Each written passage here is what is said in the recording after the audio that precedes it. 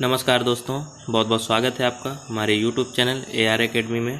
तो दोस्तों, आज हम हॉर्टिकल्चर का 14 पार्ट लेकर आए हैं, क्रॉप्स का, वेजिटेबल क्रॉप्स का। और आज हम कुकुरबिटेसी फैमिली के बारे में डिस्कस करेंगे। बहुत ही इम्पॉर्टेंट फैमिली है और बहुत ही ज़्यादा इसमें वेजिटेबल्स और फ्रूट्स आते हैं। तो चलिए शुरू करते हैं। शुरू करने से पहले आपको बता दें कि अभी जो नोटिफिकेशन आया था कैटेट का, उसके बाद से अभी तक कोई नोटिफिकेशन नहीं आया है।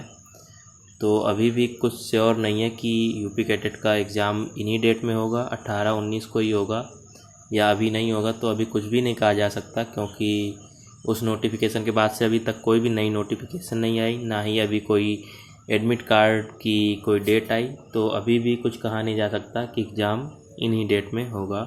लेकिन फिर भी आपको प्रिपेयर रहना चाहिए पहले से, क्योंकि हो सकता है अचानक आपको पता चले 5 से 6 दिन पहले ही।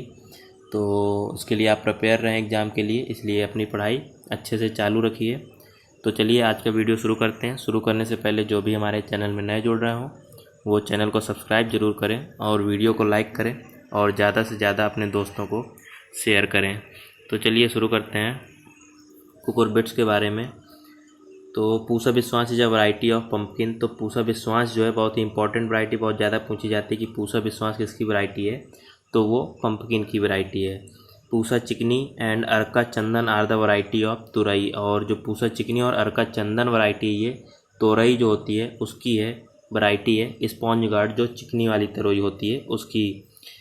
बीकानेर ग्रीन, दिल पसंद, हिसार सिलेक्शन और आर द वैरायटीज ऑफ टिंडा राउंड गार्ड। तो जो बीकानेर ग्रीन, दिल पसंद, हिसार सिलेक्शन वैरायटी है, ये टिंडे की वैरायटी है जिसको हम राउंड गार्ड कहते हैं। Powdery mildew in cucurbits due to Erysiphe cichoracearum. तो जो इराइसिफी सिकोरेसेरम होता है उसकी वजह से कुकुरबिट्स में जो है पाउडरी मिल्ड्यू होता है। पाउडरी मिल्ड्यू आप जानते होंगे क्या होता है कि जो लोअर सरफेस होती है लीव्स की, उनमें क्या होता है, पाउडर जैसा एक वाइट पाउडर जैसा फंगस इन्फेक्शन हो जाता है, इसलिए उसको पाउडरी मिल्ड्यू कहते हैं, क्योंकि उसमें पाउडर जैसा अपीयरेंस आपको दिखाई देता है। Downy mildew in cucurbits due to Pseudoperonospora cubensis. और डाउनी मिल्ड्यू में क्या होता है, पाउडरी मिल्ड्यू और डाउनी मिल्ड्यू में सबसे अच्छा अंतर यही है, सबसे मेन जो अंतर है कि डाउनी मिल्ड्यू में जो फंगस स्पोर्स होते हैं वो ऊपरी सतह पे, जो पत्तियों की ऊपरी सतह होती है उस पर डेवलप होते हैं। लेकिन जो पाउडरी मिल्ड्यू होती है उनमें क्या होता है कि जो पाउडर जैसा फंगस इन्फेक्शन होता है वो पत्ती की लोअर सरफेस पे इन्फेक्शन होता है। तो डाउनी मिल्ड्यू होता है स्यूडोपर्नोस्पोरा क्यूबेंसिस के द्वारा। Yellow vines of cucurbits it due to Serratia marcescens. तो सिरेटिया मार्सेसेंस जो होता है उसकी वजह से येलो वाइन ऑफ कुकुरबिट्स होता है। बर्ड नेक्रोसिस की बात करें तो नेक्रोसिस का मतलब ही आपको जैसे पता होगा कि डेथ ऑफ सेल जो होता है वो नेक्रोसिस कहलाता है। तो इसमें क्या होता है, मोस्टली इन वाटरमेलन, मोस्टली जो होता है ये वाटरमेलन में होता है और ये वायरल डिजीज है और ट्रांसमिटेड बाय सीड्स, जो कि सीड बॉर्न डिजीज है, मीन्स सीड से ट्रांसमिट हो सकती है एक जनरेशन से दूसरी जनरेशन में। तो इसमें क्या होता है, बर्ड नेक्रोसिस मीन्स बर्ड क्या होती है, डेथ हो जाती है बर्ड की, बर्ड सूख जाती है, तो वो हमारा कहलाता है बर्ड नेक्रोसिस। इंसेक्ट पेस्ट की बात करें कुकुरबिट्स की तो सबसे इंपॉर्टेंट है जो वो है रेड पंपकिन बीटल, जो कि है Raphidopalpa foveicollis. Both grub and adult beetle cause damage. तो इसमें क्या होता है कि जो इसमें ग्रब होता है और एडल्ट होता है, दोनों क्या करते हैं, डैमेज करते हैं। और the grub damage the plants by boring into roots and underground stem. तो जो ग्रब होता है वो कैसे डैमेज करता है कि जो प्लांट होता है, पौधा होता है, उसकी जो अंडरग्राउंड रूट्स होती हैं, ज़मीन के अंदर जो जड़ें होती हैं, उनमें क्या कर देता है, होल करके उनमें घुस जाता है। और फिर जब जड़ों में ही होल कर देगा ये ग्रब, तो उससे क्या होगा, जो भी जड़ से हमारे न्यूट्रिएंट्स एब्जॉर्ब होते हैं सॉइल से, वो नहीं मिल पाएंगे प्लांट को, और प्लांट क्या होने लगेगा, फिर डेथ होने लगेगी प्लांट की। और उसी तरह फिर जो अंडरग्राउंड स्टेम भी होता है उसमें भी बोर कर देता है। But beetle are very destructive to vegetable, particularly March April when creepers are very young. लेकिन ग्रब क्या करता है कि रूट्स में बोर करता है, लेकिन जो बीटल होते हैं वो क्या करता है इसमें कि वो जो वेजिटेटिव ग्रोथ होती है, मीन्स जो बाहरी पोर्शन होता है, जैसे लीव्स हो गया, हमारा सूट हो गया, उसमें डिस्ट्रक्शन करता है, उसको ये खाता है। और जो ये इसका मेन इन्फेक्शन होता है वो होता है मार्च अप्रैल में इसका अटैक होता है। इसके मैनेजमेंट के लिए क्या करते हैं, अप्लाई कार्बाफ्यूरान, कार्बाफ्यूरान का एप्लीकेशन कर सकते हैं, मिथाइल पैराथियान का भी कर सकते हैं, या फिर मैलाथियान का स्प्रे कर सकते हैं।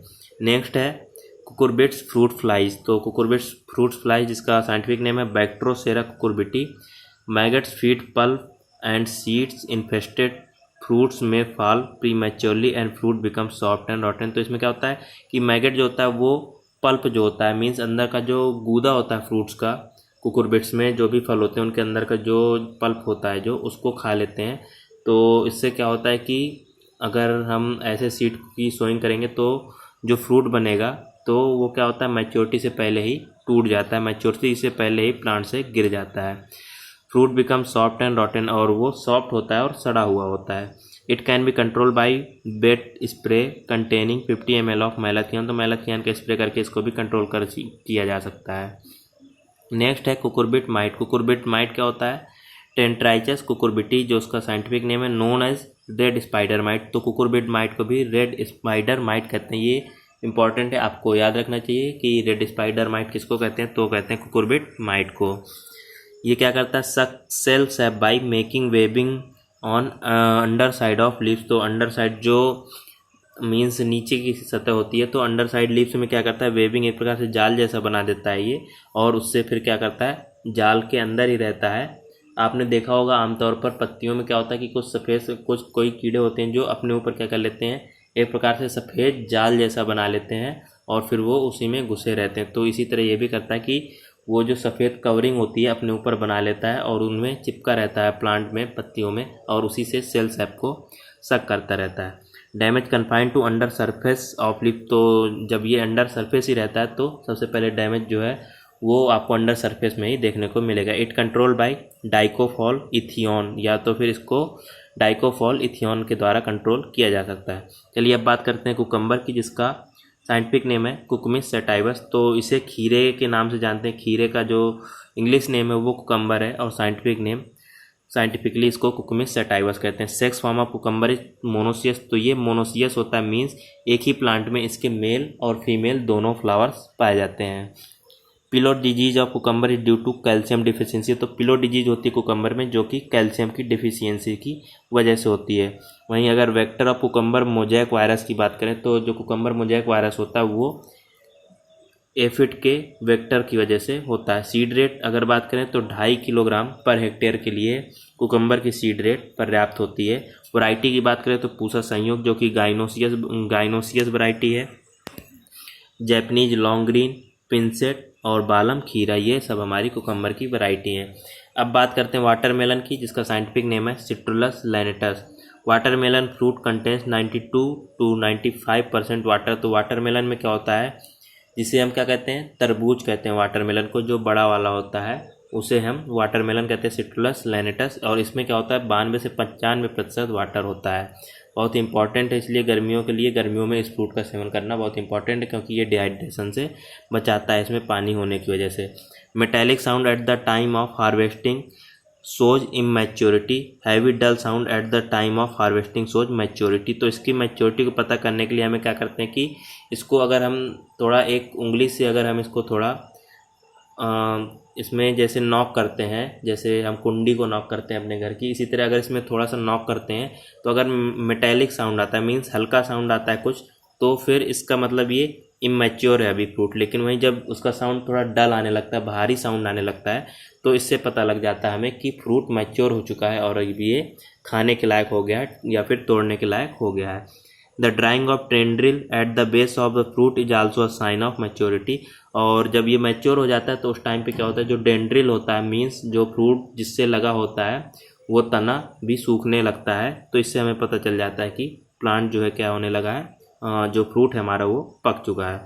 Bird necrosis in watermelon is due to the aphid. तो इसमें भी जो बर्ड नेक्रोसिस होता है वो एफिड की वजह से होता है, एफिस क्रेसिवोरा की वजह से।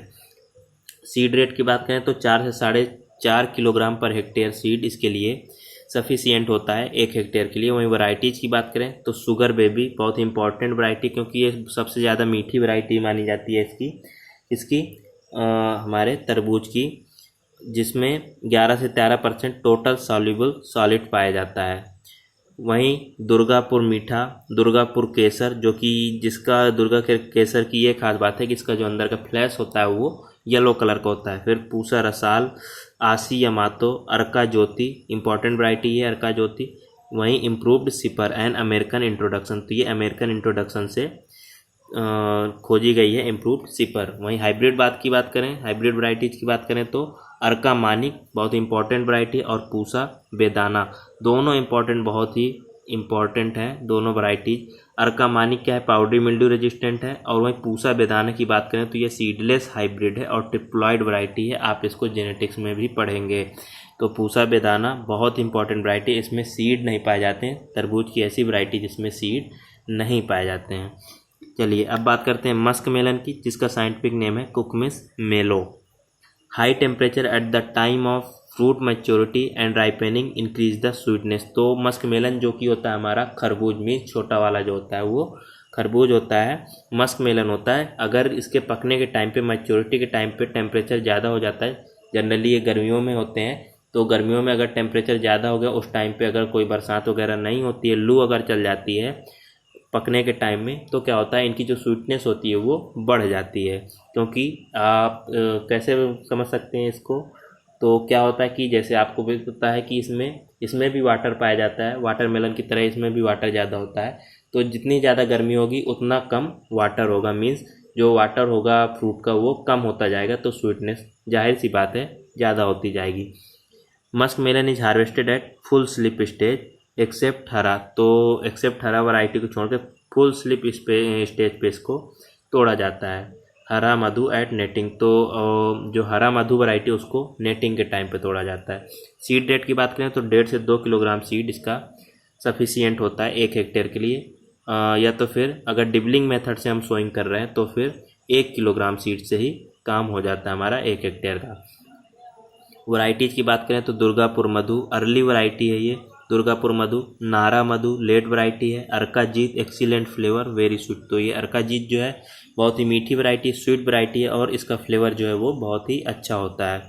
पूसा मधुराज, पूसा रसराज, ये भी अर्ली वैरायटी है। पंजाब सुनहरी, अर्का राजहंस, जो कि ट्रांसपोर्ट क्वालिटी के लिए बहुत ही अच्छी है, क्योंकि इसका जो बाहर का स्किन होता है वो थोड़ा मोटा होता है, जिससे ट्रांसपोर्ट में आसानी होती है और ट्रांसपोर्ट लॉस कम होता है, तो ये ट्रांसपोर्ट के लिए सबसे अच्छी वैरायटी मानी जाती है अर्का राजहंस।